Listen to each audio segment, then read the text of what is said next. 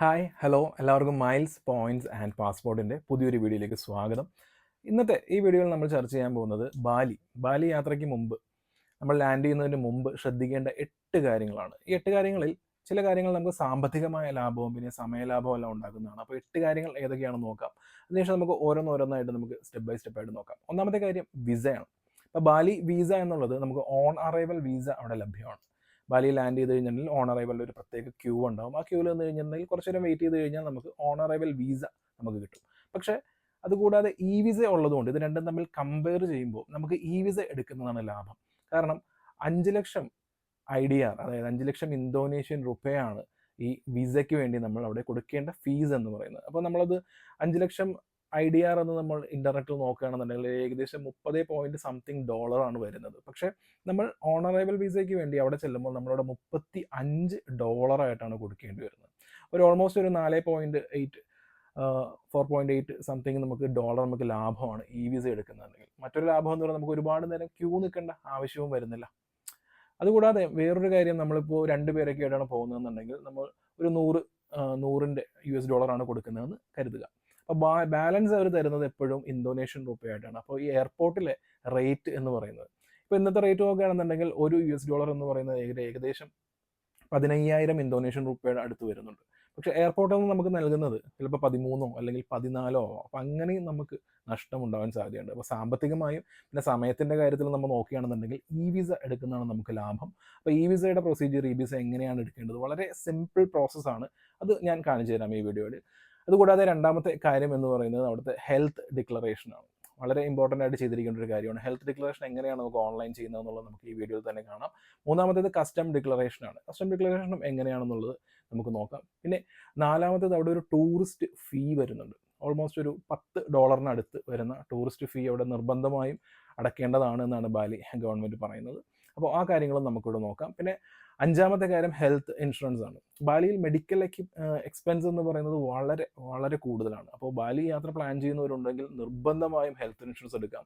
ആ health insurance എങ്ങനെയാണ് online വഴി എടുക്കുന്നത് എന്നുള്ളത് നമുക്ക് ഈ വീഡിയോയിൽ തന്നെ കാണാം. ആറാമതായിട്ട് വരുന്നത് IDP ആണ്. IDP എന്ന് പറയുന്നത് ഇൻ്റർനാഷണൽ ഡ്രൈവിംഗ് പെർമിറ്റ് ആണ്. നമുക്ക് ബാലിയിൽ സ്കൂട്ടി അല്ലെങ്കിൽ കാർ റെൻറ്റിനെടുത്ത് അവിടെയൊക്കെ കറങ്ങണം എന്നുണ്ടെങ്കിൽ നമ്മുടെ ലൈസൻസ് മാത്രം പോരാ, നമുക്ക് ഇൻ്റർനാഷണൽ ഡ്രൈവേഴ്സ് പെർമിറ്റ് എന്ന് പറയുന്ന ആ ഒരു സംഗതി കൂടി വേണം. IDP നമുക്ക് 2 രീതിയിൽ മാർക്കറ്റിൽ അവൈലബിൾ ആണ്. അതിലൊന്ന് എന്ന് പറയുന്നത് പ്രൈവറ്റ് ആയിട്ട്, ഇപ്പോൾ ഒരുപാട് ട്രാവൽ വ്ളോഗേഴ്സ്, ഇൻഫ്ലുവൻസേഴ്സ് എല്ലാം പ്രൊമോട്ട് ചെയ്യുന്നത് കാണാം. നമുക്ക് പ്രൈവറ്റ് ആയിട്ട് IDP എടുത്തു കഴിഞ്ഞിട്ടുണ്ടെങ്കിൽ ഒരു പ്രശ്നമില്ല തുടങ്ങിയ കാര്യങ്ങളൊക്കെയാണ് അവർ പറയുന്നത്. ഈ പ്രൈവറ്റ് IDP എന്ന് പറയുന്നത് ഇതുപോലെ ഇരിക്കും. ഇത് ഇൻ്റർനാഷണൽ ഡ്രൈവേഴ്സ് അസോസിയേഷൻ എന്ന് പറയുന്നവരുടെ IDP ആണ്. ഇതൊരു ബുക്ക്ലെറ്റ് പോലെ ഇങ്ങനെ വരുന്നതാണ്. ആക്ച്വലി 3 വർഷത്തേക്കാണെന്നുണ്ടെങ്കിൽ നമുക്ക് ഏകദേശം ഒരു 7,500 രൂപ ആഫ്റ്റർ ഡിസ്കൗണ്ട് നമ്മൾ ഇതിന് പേ ചെയ്യേണ്ടിയിരിക്കുന്നു. പക്ഷേ ഇതിൻ്റെ ഒരു പോരായ്മ ഞാൻ പറഞ്ഞുതരാം. ഇത് പ്രൈവറ്റ് ആയിട്ടുള്ള ഒരു IDP ആണ്. ഇത് ഒരിക്കലും നിങ്ങൾ ഉപയോഗിക്കരുത്, അല്ലെങ്കിൽ ഇതിനു വേണ്ടി അപ്ലൈ ചെയ്ത് കാശ് കളയേണ്ട ആവശ്യമില്ല എന്ന് ഞാൻ പറയുള്ളൂ. ഒരുപാട് ഇൻഫ്ലുവൻസേഴ്സും അല്ലെങ്കിൽ ട്രാവൽ വ്ളോഗേഴ്സും എല്ലാം ഇതുപോലുള്ള IDPs പ്രൊമോട്ട് ചെയ്യുന്നുണ്ട്. പക്ഷേ ഇതിൻ്റെ പുറകെ പോകരുത്. കാരണം ലീഗലി എന്തെങ്കിലും ഒരു പ്രശ്നം വന്നു കഴിഞ്ഞിട്ടുണ്ടെങ്കിൽ ഇതുപോലെ പ്രൈവറ്റ് IDPs കൊണ്ട് നമുക്ക് ഒരു ഉപകാരവും ഉണ്ടാവുന്നില്ല എന്നുള്ളതാണ് സത്യം. അതുകൊണ്ട് നമ്മൾ നമ്മുടെ മോട്ടോർ വാഹന വകുപ്പിൻ്റെ വെബ്സൈറ്റിൽ കയറി കഴിഞ്ഞിട്ടുണ്ടെങ്കിൽ വളരെ സിമ്പിളായിട്ട് നമുക്ക് IDP ലഭിക്കുന്നതാണ്. ഇതാണ് നമ്മുടെ ഒഫീഷ്യലായിട്ടുള്ള സർക്കാർ നൽകുന്ന IDP എന്ന് പറയുന്നത്.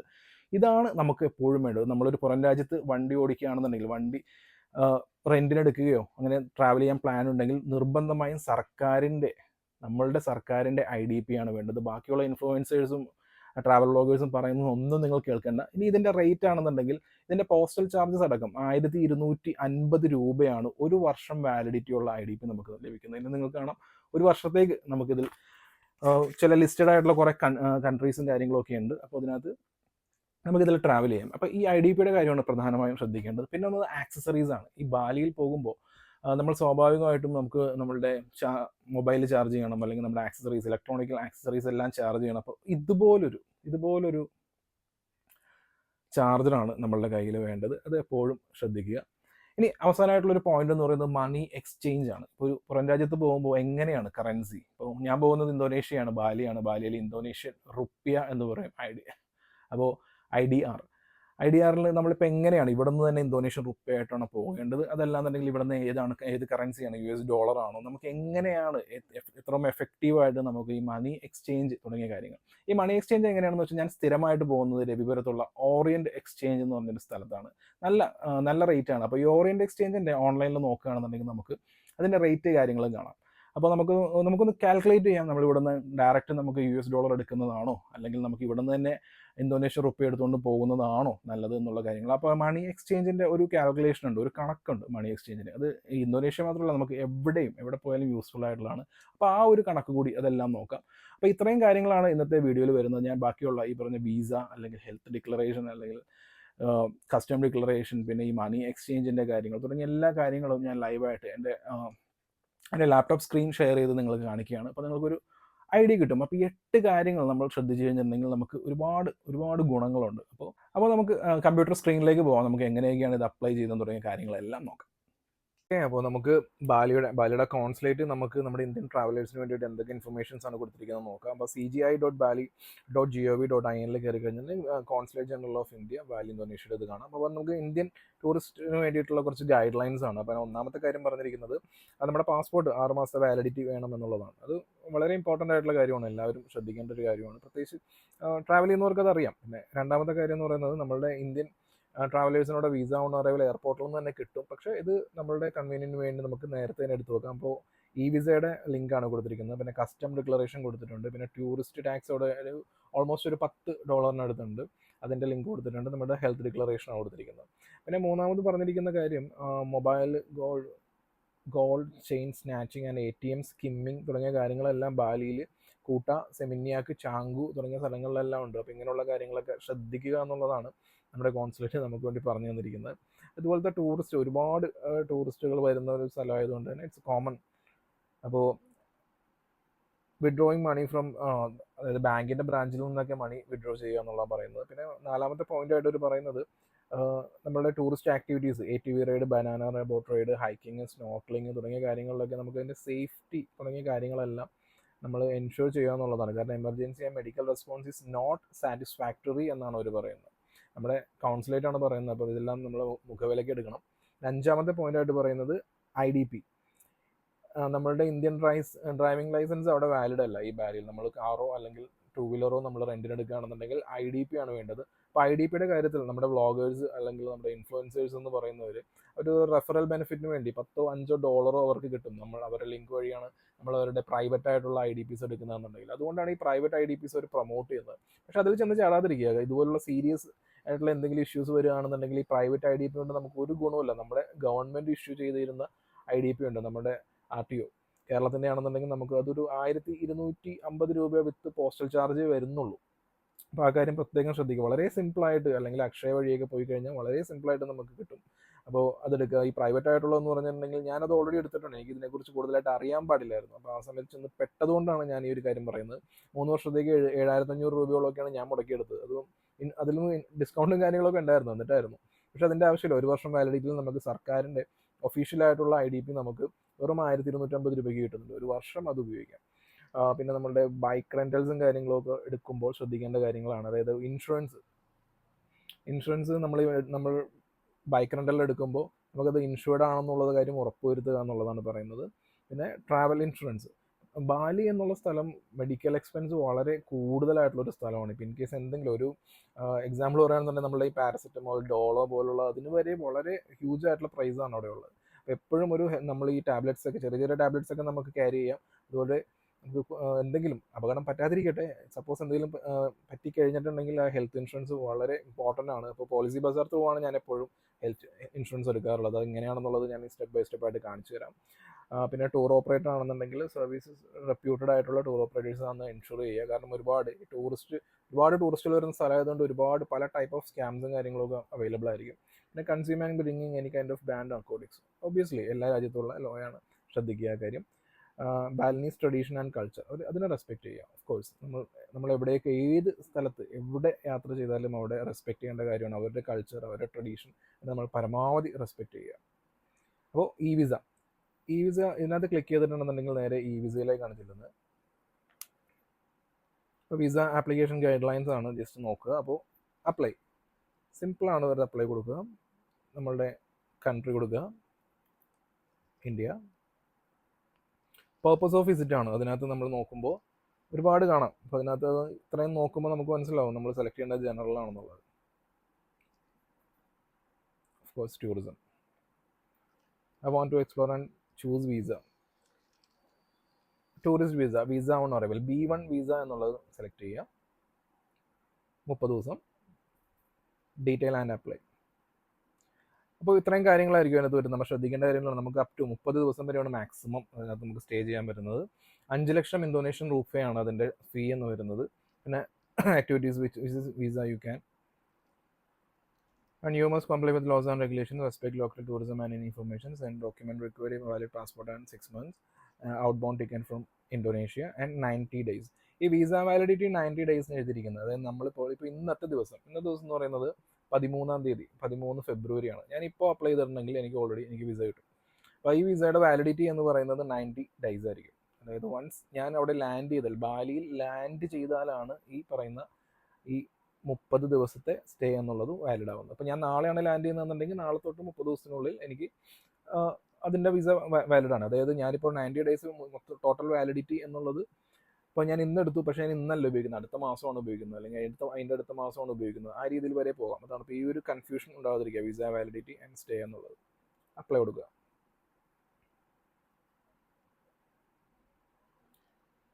നമ്മളുടെ വിസയ്ക്ക് വേണ്ടിയിട്ടുള്ള പാസ്പോർട്ട് അപ്ലോഡ് ചെയ്യാനുള്ളതാണ്. അപ്പോൾ ഇതിൽ കാണിച്ചിട്ടുണ്ട് ഏതൊക്കെ നമ്മളുടെ ഈ വിരലുകൾ വരുന്നതോ അല്ലെങ്കിൽ ഈ രീതിയിൽ അങ്ങനെയുള്ളതൊന്നും പാടില്ല. പിന്നെ നമ്മുടെ ഫോട്ടോ കാര്യങ്ങളൊക്കെ ഇതിൽ അപ്ലോഡ് ചെയ്യണമെന്നാണ് പറയുന്നത്.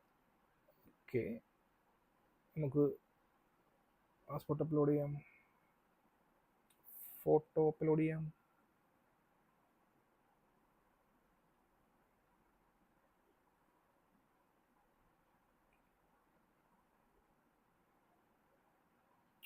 Next, profile picture is empty, upload ആയില്ലേ? Okay, upload. നെക്സ്റ്റ് കൊടുക്കുക. അപ്പോൾ അതിൽ ഇൻഫർമേഷനാണ്. ഇപ്പോൾ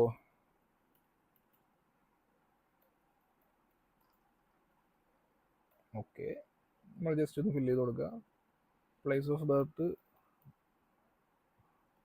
നെടുമ്പള്ളി, ഡേറ്റ് ഓഫ് ബർത്ത്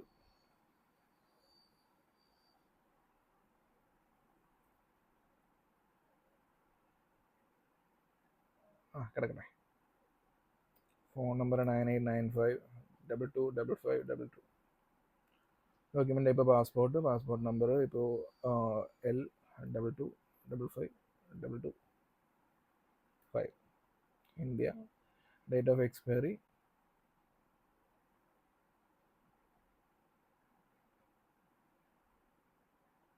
എന്നുള്ളൊരു ഡേറ്റ് കൊടുക്കുക. ഓൾസോ കൊച്ചി കൊടുക്കുക. Address in Indonesia. നമ്മൾ ഇന്തോനേഷ്യയിൽ ആദ്യമായിട്ട് അവിടെ ചെല്ലുമ്പോൾ ഏതെങ്കിലും ഒരു ഹോട്ടലിൽ താമസിക്കുമായിരിക്കുമല്ലോ. അപ്പോൾ അവിടുത്തെ അഡ്രസ്സ് കൊടുക്കാൻ നോക്കുക. അപ്പോൾ റെസിഡൻറ്റ് ടൈപ്പ് ഒരു ഹോട്ടൽ കൊടുക്കുക. അഡ്രസ്സ് ഇപ്പോൾ നമ്മളിപ്പോൾ ഹോട്ടൽ റമദ, അവിടെ റമദ ഉണ്ട്, പക്ഷേ അതിൻ്റെ കറക്റ്റ് പേരും കാര്യങ്ങളൊന്നും അറിയില്ല. അപ്പോൾ പോസ്റ്റൽ കോഡ് വളരെ ഇമ്പോർട്ടൻ്റ് ആണ്. പോസ്റ്റൽ കോഡ് നമ്മൾ നെറ്റിലോ കാര്യങ്ങളിലോ ഒക്കെ നോക്കിയിട്ട് കറക്റ്റായിട്ട് നോക്കി കൊടുക്കുക. Postal code does not found എന്നാണ് കാണിക്കുന്നത്. സ്വാഭാവികമായിട്ടും ഈ പോസ്റ്റൽ കോഡ് എന്നുള്ളത് നമുക്ക് ചുമ്മാ ഇപ്പോൾ ഒരു വീഡിയോയ്ക്ക് വേണ്ടി കാണിക്കുകയാണെങ്കിൽ പോലും അതിൽ ആ പോസ്റ്റൽ കോഡ് നമുക്ക് ചുമ്മാ അങ്ങ് പറയാൻ പറ്റില്ല എന്നുള്ള കാര്യം മനസ്സിലായി. So obviously 80361. ഓക്കെ, അവിടുത്തെ ഒരു പോസ്റ്റൽ കോഡ് പെട്ടെന്ന് കണ്ടുപിടിച്ച് അങ്ങ് എടുത്തിട്ടാണ്. ഓക്കെ, അപ്പോൾ മെയിൻ ഡോക്യുമെൻ്റ്, റിട്ടേൺ ടിക്കറ്റ് തുടങ്ങിയ കാര്യങ്ങളൊക്കെ അപ്ലോഡ് ചെയ്യാനാണ് പറയുന്നത്. അപ്ലോഡ് കൊടുക്കുക.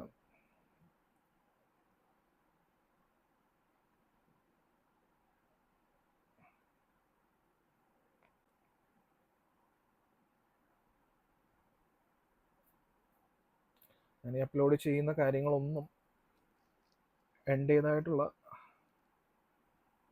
ഡോക്യുമെൻറ്റ്സ് ഒന്നുമല്ല.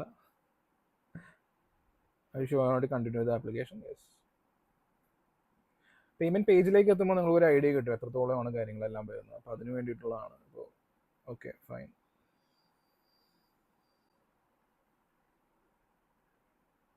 Is review the cheque list ആണ് പറയുന്നത്. അപ്പോൾ നമ്മുടെ പാസ്പോർട്ടിൻ്റെ കാര്യങ്ങൾ ഇതുകൂടെ ജസ്റ്റ് ചെക്ക് ചെയ്യാൻ പറയുന്നുണ്ട്. അതിനുശേഷം ചെക്ക് ചെക്ക്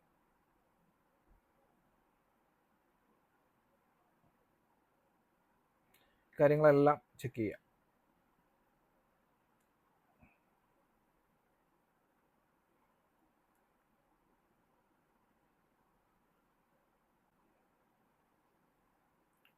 യെസ് കൊടുക്കുക.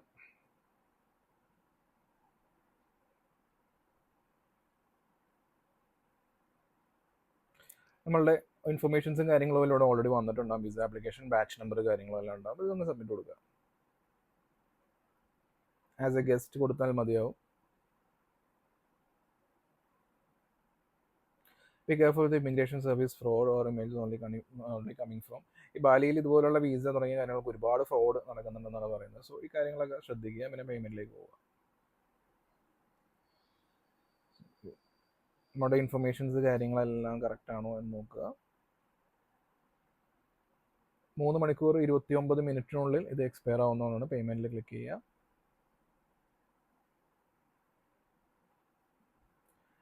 അപ്പോൾ പേയ്മെൻറ്റ് പേജ് ലോഡ് ആയിട്ടുണ്ട്. 5 ലക്ഷം IDR ആണ് അവർ പറഞ്ഞിരിക്കുന്നത്. അപ്പോൾ അതിൻ്റെ കൂടെ അതിൻ്റെ കൺവീനിയൻസ് ഫീ ആയിട്ടാണ് വന്നിരിക്കുന്നത് എനിക്ക് തോന്നുന്നു. ഇന്തോനേഷ്യൻ ലാംഗ്വേജ് മാറ്റി ഇംഗ്ലീഷ് ആക്കുക. ഓക്കെ. സർവീസ് ഫീ ഒരു 19,500 ഓൾമോസ്റ്റ് വന്നിട്ടുണ്ട്. അപ്പോൾ ഇതെല്ലാം കൂടി ചേർത്ത് കാർഡ് നമ്പറും കാര്യങ്ങളും ചെയ്യുക. അപ്പോൾ 5,19,500 രൂപയ്ക്കാണ് നമുക്ക് ഈ ഇന്തോനേഷ്യ വീസ നമ്മളുടെ കയ്യിലേക്ക് കിട്ടുന്നത്. അപ്പോൾ നിങ്ങളത് കാൽക്കുലേറ്റ് ചെയ്യുക. 5,19,500 എന്ന് പറയുമ്പോൾ ഇന്ത്യൻ റുപ്പീസ് എത്രയായി എന്നുള്ളതാണ്. അപ്പോൾ ഇത് ഈ പേയ്മെൻറ്റ് ചെയ്ത് കഴിഞ്ഞിട്ടുണ്ടെന്നുണ്ടെങ്കിൽ ഇൻസ്റ്റൻ്റ് ആയിട്ടാണ്. അതായത് എനിക്ക് കിട്ടിയത് വെറും 5 മിനിറ്റ് പോലും എടുത്തില്ല. ഓൾറെഡി വന്ന് കിടപ്പുണ്ടായിരുന്നു, ഞാൻ ശ്രദ്ധിക്കാതായിരുന്നു. ഈ കസ്റ്റം ഡിക്ലറേഷനാണ്. കസ്റ്റം ഡിക്ലറേഷൻ വളരെ ഇമ്പോർട്ടൻ്റ് ആണ്. അപ്പോൾ അതിൽ ക്ലിക്ക് ചെയ്യുകയാണെന്നുണ്ടെങ്കിൽ അതിൻ്റെ പേജ് ലോഡ് ആവുന്നതായിരിക്കും. അപ്പോൾ ഈ കസ്റ്റം ഡിക്ലറേഷൻ്റെ കാര്യം ശ്രദ്ധിക്കുക എന്ന് വെച്ചിട്ടുണ്ടെങ്കിൽ നമുക്ക് നമ്മുടെ യാത്രയുടെ 1-2 ദിവസം മുമ്പ് മാത്രമേ നമുക്കത് ചെയ്യാൻ പറ്റുള്ളൂ. അപ്പോൾ പാസ്പോർട്ട് നമ്പർ കൊടുക്കുക.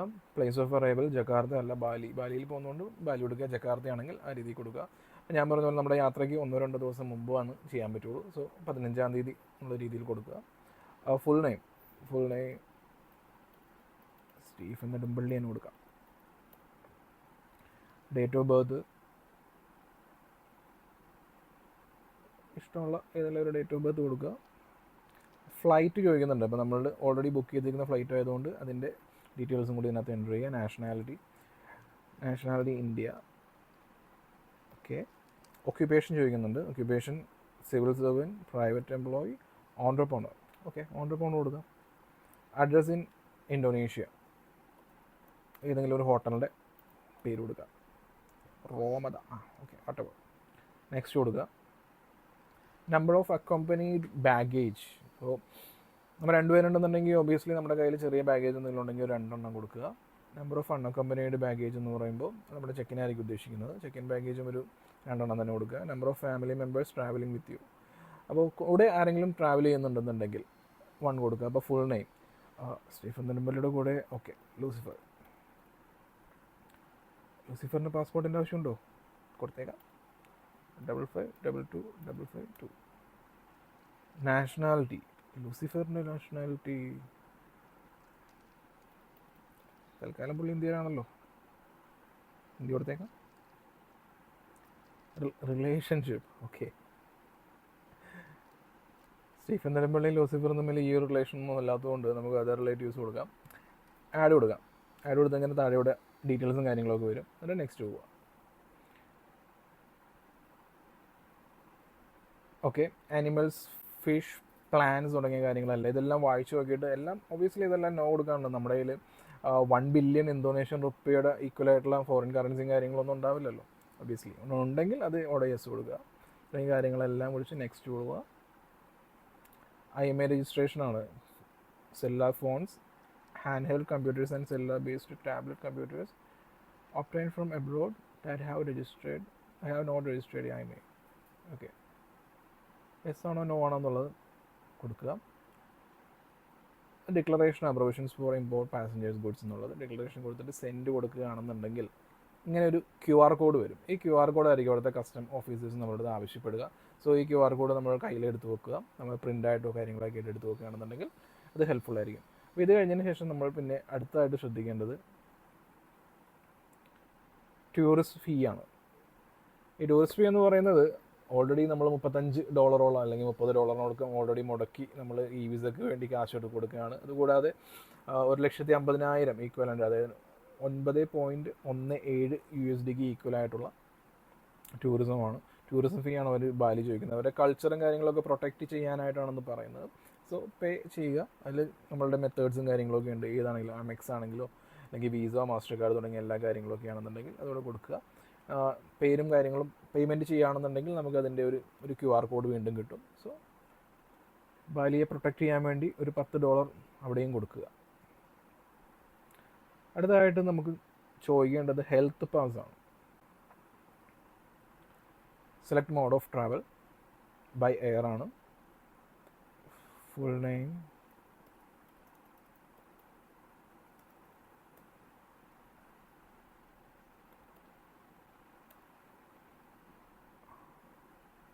$2255.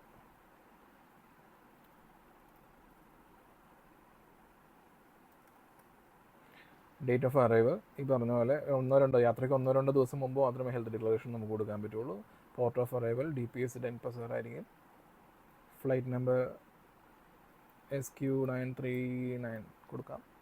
സീറ്റ് നമ്പർ ചോദിക്കുന്നുണ്ട്, സീറ്റ് നമ്പർ ഒരു 70F കൊടുക്കാം. എന്തെങ്കിലും സിംറ്റംസ്, ഫീവർ തുടങ്ങിയ കാര്യങ്ങളൊക്കെ ഉണ്ടെന്നാണ് ചോദിക്കുന്നത്, എല്ലാം നോ കൊടുക്കുക. ഹെൽത്ത് ഡിക്ലറേഷൻ ആണ്. അപ്പോൾ ബാലിയിലേക്കുള്ള യാത്ര എന്ന് പറയുമ്പോൾ ഒബ്വിയസ്ലി നമുക്ക് ഒന്നെങ്കിൽ ക്വാലലംപൂരായിരിക്കും നമുക്ക് ലേ ഓവർ ഉണ്ടാവുന്നത്, അതല്ലെന്നുണ്ടെങ്കിൽ സിംഗപ്പൂരിലായിരിക്കും. സോ ഈ ഒരു കാര്യങ്ങളും കൂടി ഇതിനകത്തേക്ക് ആഡ് ചെയ്യാം.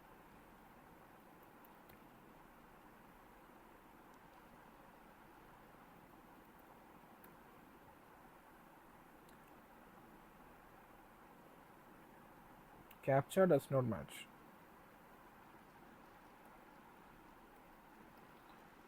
നിങ്ങൾ ആരെങ്കിലും ഫസ്റ്റ് ടൈം തന്നെ ക്യാപ്ചർ സക്സസ്ഫുൾ ആയിട്ടൊക്കെ എവിടെയെങ്കിലുമൊക്കെ എൻ്റർ ചെയ്തിട്ടുണ്ടോ? എനിക്കൊരിക്കലും പറ്റാറില്ല.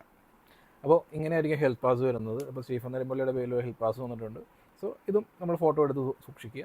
അപ്പോൾ ഇത്രയൊക്കെ കാര്യങ്ങളാണ് ബാലിയിലേക്ക് പോകുമ്പോൾ ശ്രദ്ധിക്കേണ്ട ഈ 4 കാര്യങ്ങളെന്ന് പറയുന്നത്. ഞാൻ സ്ഥിരമായിട്ട് പോളിസി ബസാർ തന്നെയാണ്, കാരണം ഒരു തവണ ക്ലെയിം ചെയ്യേണ്ടി വന്നപ്പോൾ എനിക്കത് ഭയങ്കര ഹെൽപ്ഫുള്ളായിട്ട് തോന്നി. അപ്പോൾ അതുകൊണ്ടാണ് ഇപ്പോൾ ഇന്തോനേഷ്യ. അപ്പോൾ സ്റ്റാർട്ട് ഡേറ്റ് ഇപ്പോൾ ഞാൻ പോകുന്നത് 15-ാം തീയതി മുതൽ 23-ാം തീയതി വരെയാണ്. പക്ഷേ കുറച്ച് ദിവസം എക്സ്ട്രാ ആയിട്ട് എടുത്തെന്ന് പറഞ്ഞാൽ കുഴപ്പമൊന്നുമില്ല. ഞാനൊരു 14 ദിവസത്തേക്ക് എടുക്കുന്നുണ്ട്. അപ്പോൾ ഇൻ കേസ് അവിടെ എന്തെങ്കിലും നമുക്ക് ക്ലെയിം ചെയ്യേണ്ട ആവശ്യങ്ങളോ കാര്യങ്ങളോ ഒക്കെ വന്നു കഴിഞ്ഞിട്ടുണ്ടെന്നുണ്ടെങ്കിൽ നമുക്ക് ആ ദിവസങ്ങൾ പോരുതല്ലോ. ഓക്കെ, സെലക്ട് ഏജ് ചോദിക്കുന്നുണ്ട്.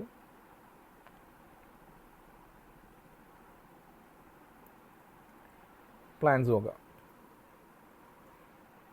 സോ ഒരു 14 ദിവസത്തേക്ക് വേണ്ടിയിട്ട് ട്രാവൽ ഇൻഷുറൻസ് ആയിട്ട് ഒരാൾക്ക് കാണിക്കുന്നത് ഏകദേശം ഒരു 800-836 1000 രൂപയുടെ ഉള്ളിലാണ് വരുന്നുള്ളൂ. ജസ്റ്റ് 1000 രൂപയാണെന്നുണ്ടെങ്കിൽ നമുക്ക് വെറി ഫ്രീ ആയിട്ട് നമുക്ക് പോയി വരാം. വേറെ പ്രത്യേകിച്ച് കാര്യങ്ങളോ ടെൻഷനോ ഒന്നുമില്ല. ഞാൻ ഹൈലി റെക്കമെൻഡ് ചെയ്യുന്നൊരു കാര്യമാണ് ഹെൽത്ത് ഇൻഷുറൻസ് എന്ന് പറയുന്നത്. ഹെൽത്ത് ഇൻഷുറൻസ് നമ്മളെപ്പോൾ യാത്ര പോയാലും നമ്മൾ ആദ്യം ഈ വിസ അല്ലെങ്കിൽ ഫ്ലൈറ്റിന് മുമ്പ് തന്നെ നമ്മളൊരു ഹെൽത്ത് ഇൻഷുറൻസ്, ട്രാവൽ ഡേറ്റ് നമുക്ക് കൺഫേം ആണെന്നുണ്ടെങ്കിൽ തീർച്ചയായിട്ടും എടുക്കേണ്ടത് ഹെൽത്ത് ഇൻഷുറൻസ് ആണ്. ജസ്റ്റ് വളരെ സിമ്പിളാണ് പ്രൊസീഡ് കൊടുക്കുക. ബാക്കിയുള്ള ഡീറ്റെയിൽസ് കാര്യങ്ങളൊക്കെ എൻ്റർ ചെയ്ത് കഴിഞ്ഞിട്ടുണ്ടെങ്കിൽ ഒബിയസ്ലി നമ്മുടെ ട്രാവൽ ഇൻഷുറൻസ് ആവും. നമുക്ക് ട്രാവൽ ഇൻഷുറൻസിൻ്റെ ചെറിയൊരു വെരിഫിക്കേഷനും കാര്യങ്ങളൊക്കെ ഉണ്ടാവും. അത് നമ്മളുടെ ആധാർ നമ്പറും കാര്യങ്ങളൊക്കെ എൻ്റർ ചെയ്യാനായിട്ടായിരിക്കും. വളരെ സിമ്പിളാണ്, വളരെ സിമ്പിൾ പ്രൊസീജിയറാണ്. അപ്പോൾ ട്രാവൽ ഇൻഷുറൻസ് എന്നുള്ളത് വളരെ വളരെ ഇമ്പോർട്ടൻ്റ് ആണ്. ഇനി ഒരു ട്രാവൽ പ്ലാൻ ചെയ്യുമ്പോൾ എല്ലാവർക്കും ഉണ്ടാകുന്ന ഒരു സംശയമാണ് നമ്മളുടെ ഫോറക്സ് എന്ന് പറയുന്നത്. Forex money exchange. ഇപ്പോൾ ഇന്തോനേഷ്യ എന്ന് പറയുമ്പോൾ IDR, ഇന്തോനേഷ്യൻ റുപ്പയാണ്. അപ്പോൾ നമുക്ക് ഞാൻ സ്ഥിരമായിട്ട് ഒരു ട്രാവൽ പ്ലാൻ ചെയ്യുമ്പോൾ എപ്പോഴും സ്ഥിരമായിട്ട് തന്നെ എപ്പോഴും ഓറിയൻ്റ് എക്സ്ചേഞ്ചിൽ നിന്നാണ് ഞാൻ എപ്പോഴും കറൻസി എക്സ്ചേഞ്ച് ചെയ്യാറ്. എറണാകുളത്ത്, കൊച്ചിയിൽ രവിപുരത്താണ് ഓറിയൻ്റ് എക്സ്ചേഞ്ച്. ഓറിയൻ്റ് എക്സ്ചേഞ്ചിലേക്ക് പോകുന്നതിന് മുമ്പ് അവരുടെ വെബ്സൈറ്റിൽ ഞാനൊന്ന് ചെക്ക് ചെയ്തിടും. വെബ്സൈറ്റ് നോക്കി അവരുടെ റേറ്റും കാര്യങ്ങളൊക്കെ ഒന്ന് ചെക്ക് ചെയ്യാറുണ്ട്. ഇപ്പോൾ ഇന്ന് ബാംഗ്ലൂരിലെ കാര്യമാണ് കാണിക്കുന്നത്. ഇപ്പോൾ കൊച്ചി സെലക്ട് ചെയ്യുകയാണെന്നുണ്ടെങ്കിൽ നമുക്ക് ഇന്നത്തെ റേറ്റും കാര്യങ്ങളൊക്കെ അറിയാൻ പറ്റും. ഇപ്പോൾ USDയുടെ റേറ്റ് എന്ന് പറയുന്നത് 87.60 ആണ്. വ്യൂ ഓൾ കറൻസീസ് നോക്കുകയാണെന്നുണ്ടെങ്കിൽ നമുക്ക് IDR കാണാം. അപ്പോൾ 0.00571 ആണെന്ന് കാണിക്കുന്നത്. അപ്പോൾ നമുക്ക് പ്രധാനമായിട്ട് അറിയേണ്ടതൊന്ന് USDയുടെ റേറ്റാണ്, പിന്നെ ഒന്ന് IDR ആയിട്ട് റേറ്റാണ്. സോ കറൻസി എക്സ്ചേഞ്ചിൻ്റെ കാര്യത്തിൽ എപ്പോഴും വരുന്ന ഒരു കൺഫ്യൂഷൻ എന്ന് പറയുന്നത് നമുക്ക് ഒന്നെങ്കിൽ ഈ കേരളത്തിൽ നിന്ന് തന്നെ നമുക്ക് IDR ആയിട്ട് മേടിച്ചിട്ട് പൊക്കൂടെ എന്നുള്ളതാണ്. ഇപ്പോൾ IDR മേ ബി അവൈലബിൾ ആയിരിക്കില്ല, പക്ഷേ ഏത് കറൻസി ആണെങ്കിലും, ഇപ്പോൾ യൂറോ ആണെങ്കിലോ അല്ലെങ്കിൽ തായ് ബാറ്റ് ആണെങ്കിലോ ബാക്കിയുള്ള വിയറ്റ്നാമീസ് ഡോങ് ആണെങ്കിലോ ഇങ്ങനെയുള്ള കാര്യങ്ങൾ വരുമ്പോൾ നമ്മളൊരു രാജ്യത്തേക്ക് യാത്ര ചെയ്യുമ്പോൾ അതിൻ്റെ ആ രാജ്യത്തിൻ്റെ കറൻസി വേണോ അല്ലെങ്കിൽ USD മേടിച്ചിട്ട് അവിടെ ചെന്ന് എക്സ്ചേഞ്ച് ചെയ്യുന്നതാണോ ലാഭം എന്നുള്ളൊരു കൺഫ്യൂഷൻ പലർക്കും ഉണ്ടാകാറുണ്ട്. അപ്പോൾ ആദ്യമൊക്കെ എനിക്കും ഉണ്ടാവുമായിരുന്നു. പിന്നെ അതിന് ഞാനൊരു സൊല്യൂഷൻ കണ്ടെത്തി. അപ്പോൾ ഒരു ചെറിയൊരു മാത്തമാറ്റിക് ഫോർമുല അതിനുണ്ട്. അപ്പോൾ നിങ്ങൾക്ക് ഹെൽപ്ഫുൾ ആവുകയാണെന്നുണ്ടെങ്കിൽ ഇതാണ്. ഇപ്പോൾ USD റേറ്റ്, ഇപ്പോൾ കേരളത്തിലെ USD റേറ്റ് എന്ന് പറയുന്നത് ഇന്നത്തെ 87.59 ആണ്, നമ്മൾ ഓൾറെഡി കണ്ടു. ഇപ്പോൾ IDR റേറ്റ് എന്ന് പറയുന്നത്, ഇതിൻ്റെ റേറ്റ് എന്ന് പറഞ്ഞാൽ 0.0572 ആണ്. പിന്നെ USD റേറ്റ് ഇൻ ബാലിയിലെ USDയുടെ റേറ്റ് നമുക്ക് ഓൾറെഡി നോക്കാം. ഇപ്പോൾ USD റേറ്റ് ഇൻ ബാലി എന്ന് ഗൂഗിളിൽ സെർച്ച് ചെയ്യുമ്പോൾ വൈസിൽ നോക്കിയിട്ട് കാര്യമില്ല, സെൻട്രൽ കൂട്ടാ മണി എക്സ്ചേഞ്ചിൽ നേരത്തെ നോക്കിയപ്പോൾ ഞാൻ കണ്ടിരുന്ന റേറ്റ് ആയിരുന്നു 15,975. ചെറിയൊരു വ്യത്യാസം വന്നിട്ടുണ്ട്. ഈ PPT പ്രിപ്പയർ ചെയ്തപ്പോൾ ഉണ്ടായിരുന്ന റേറ്റും ഈ റേറ്റും തമ്മിൽ ചെറിയൊരു വ്യത്യാസം വന്നിട്ടുണ്ട്. പ്രിപ്പയർ ചെയ്തപ്പോൾ 16,125 ആയിരുന്നു. അപ്പോൾ അത് വെച്ചിട്ടാണ് ഞാനിത് നോക്കിയിരിക്കുന്നത്. അപ്പോൾ നമ്മുടെ ഡയറക്റ്റ് കൺവേർഷൻ ആണെന്നുണ്ടെങ്കിൽ 1 INR is equal to 1 divided by 0.0572. അതായത് നമ്മൾ ഒരു INR നമുക്ക് കിട്ടുന്ന 174.83 IDR ആണ് നമുക്ക് കിട്ടുന്നത്. ഇതാണ് ഡയറക്റ്റ് കൺവേർഷൻ എന്ന് പറയുന്നത്. ഇനി ഞാൻ ഡയറക്റ്റ് ആയിട്ടല്ല, ഞാൻ ആദ്യം ഇവിടുന്ന് USD മേടിച്ചു. ഞാൻ ഓറിയൻറ്റിൽ പോയിട്ട്, ഓറിയൻറ്റിൽ USD റേറ്റ് ഇൻ കേരള എന്ന് പറയുന്നത് 87.59 ആണ്. അപ്പോൾ ഈ റേറ്റിന് ഞാൻ ഓൾറെഡി മേടിച്ചിട്ട് അത് ഞാൻ നേരത്തെ നമ്മൾ ആ വെബ്സൈറ്റിൽ കണ്ട പോലെ USD റേറ്റ് ഇൻ ബാലി എന്ന് പറയുന്നത് 16,125 ഞാൻ അവിടെ പോയി കൺവേർട്ട് ചെയ്യുന്നതെന്നുണ്ടെങ്കിൽ 1 INR is equal to 1 USD divided by 87.59 into 16125 ആണ്. അതായത് 184.10. അതായത് ഇവിടെ ഈ രണ്ട് സിനേറിയോ നോക്കുകയാണെന്നുണ്ടെങ്കിൽ, ഡയറക്റ്റ് കൺവേർഷൻ ആണെന്നുണ്ടെങ്കിൽ എനിക്ക് ഒരു INRന് കിട്ടുന്ന 174 ആദ്യം USDയിലേക്ക് മാറ്റി പിന്നീട് അത് IDRയിലേക്ക് മാറ്റുകയാണെന്നുണ്ടെങ്കിൽ എനിക്ക് കിട്ടുന്നത് ഒരു INRന് 184.10 ആണ്. അപ്പോൾ ഒബിയസ്ലി ഈ പറയുന്ന ഈ സ്ട്രാറ്റജി ആയിരിക്കും എപ്പോഴും സക്സസ്ഫുൾ ആയിട്ട് വരാറ്. ഞാൻ യാത്ര ചെയ്തിട്ടുള്ള എല്ലാ രാജ്യങ്ങളിലും ഞാൻ ഈ ഒരു പോളിസി തന്നെയാണ് ഞാൻ നോക്കിയിട്ടുള്ളത്. കാരണം ആദ്യം ഞാൻ USDയിലേക്ക് മാറ്റിയിട്ട് ഞാൻ ആ രാജ്യത്ത് ചെന്നിട്ടാണ് ഞാൻ ബാക്കി അവിടുത്തെ കറൻസി വാങ്ങാറ്. അപ്പോൾ ആദ്യം നമ്മൾ എത്തിപ്പെടുന്ന എയർപോർട്ടിലായിരിക്കുമല്ലോ ഒബ്വിയസ്ലി. അപ്പോൾ എയർപോർട്ടിൽ ചെല്ലുമ്പോൾ എയർപോർട്ടിൽ എപ്പോഴും വളരെ തുച്ഛമായ റേറ്റേ ഉണ്ടാവുള്ളൂ ഈ കറൻസിക്ക്. നല്ല വ്യത്യാസം ഉണ്ടാവും മാർക്കറ്റ് റേറ്റും കാര്യങ്ങളൊക്കെ ആയിട്ട്. അപ്പോൾ ഞാൻ ചെയ്യുന്നതെന്ന് വെച്ചിട്ടുണ്ടെങ്കിൽ ഈ ബിൽസ് എന്ന് പറയുന്നത് ഈ US ഡോളറിൻ്റെ ചെറിയ നോട്ടുകളൊന്നും ഉണ്ടാവും, അല്ല 10-ൻ്റെയോ അല്ലെങ്കിൽ 20-ൻ്റെ നോട്ടുകളൊക്കെ ഉണ്ടെങ്കിൽ നമുക്ക് ഈ ടാക്സിക്ക് അല്ലെങ്കിൽ സിം എടുക്കാൻ തുടങ്ങിയ കാര്യങ്ങൾ മാത്രമാണ് ഞാൻ എയർപോർട്ടിൽ നിന്ന് മാറുന്നത്. ബാക്കിയുള്ള വലിയ നോട്ടുകൾ 100-ൻ്റെയോ 50-ൻ്റെയോ ഒക്കെ ആണെന്നുണ്ടെങ്കിൽ മാർക്കറ്റിൽ പോയി നല്ല റേറ്റ് എവിടെ കിട്ടുമോ അവിടെ നിന്നാണ് ഞാൻ വാങ്ങുന്നത്. അപ്പോൾ ഈ കറൻസി എക്സ്ചേഞ്ചിൻ്റെ ഈ ഫോർമുല നിങ്ങൾക്ക് വളരെ ഹെൽപ്ഫുൾ ആയിട്ടുള്ളൊരു ഫോർമുല ആയിരിക്കും. അപ്പോൾ ഇതെവിടെയെങ്കിലുമൊക്കെ ഒന്ന് കോപ്പി പേസ്റ്റ് ചെയ്ത് വെക്കുകയാണെന്നുണ്ടെങ്കിൽ നിങ്ങൾക്ക് വളരെയധികം യൂസ്ഫുൾ ആയിരിക്കും. അപ്പോൾ ഇത്രയൊക്കെയാണ് കാര്യങ്ങൾ, ഒരുപാട് നീട്ടി വലിച്ചൊന്നും പറയുന്നില്ല. അപ്പോൾ ഇതൊക്കെയാണ് ബാലി യാത്രയ്ക്ക് മുമ്പ് ശ്രദ്ധിച്ചിരിക്കേണ്ട പ്രധാനപ്പെട്ട കാര്യങ്ങൾ. അപ്പോൾ ഞങ്ങളുടെ കൂടെ ഡിജിറ്റലായിട്ട് തന്നെ ട്രാവൽ ചെയ്യുക, എങ്ങനെ ഈ ക്രെഡിറ്റ് കാർഡ്സിൻ്റെയും പോയിൻറ്റ്സ് ആൻഡ് മൈൽസ് തുടങ്ങിയ കാര്യങ്ങളെല്ലാം എഫക്റ്റീവായിട്ട് നമുക്കൊരു യാത്രയിൽ ഉപയോഗിക്കാം എന്നുള്ളതും, അതുകൂടാതെ സ്വന്തമായി യാത്ര ചെയ്യുമ്പോൾ നമുക്ക് എങ്ങനെ ബഡ്ജറ്റ് ഫ്രണ്ട്ലി ആയിട്ട് സാമ്പത്തികമായിട്ട് ഒരുപാട് ലാഭം നമുക്ക് ഉണ്ടാക്കുന്ന രീതിയിൽ ഏതൊക്കെ രീതിയിലാണ്, ഏതൊക്കെ മെത്തേഡ്സ് ആണ് തിരഞ്ഞെടുക്കേണ്ടത് തുടങ്ങിയ കാര്യങ്ങളെല്ലാം ഡീറ്റെയിൽ ആയിട്ട് തന്നെ വ്ളോഗിൽ വരുന്നതായിരിക്കും. So stay tuned.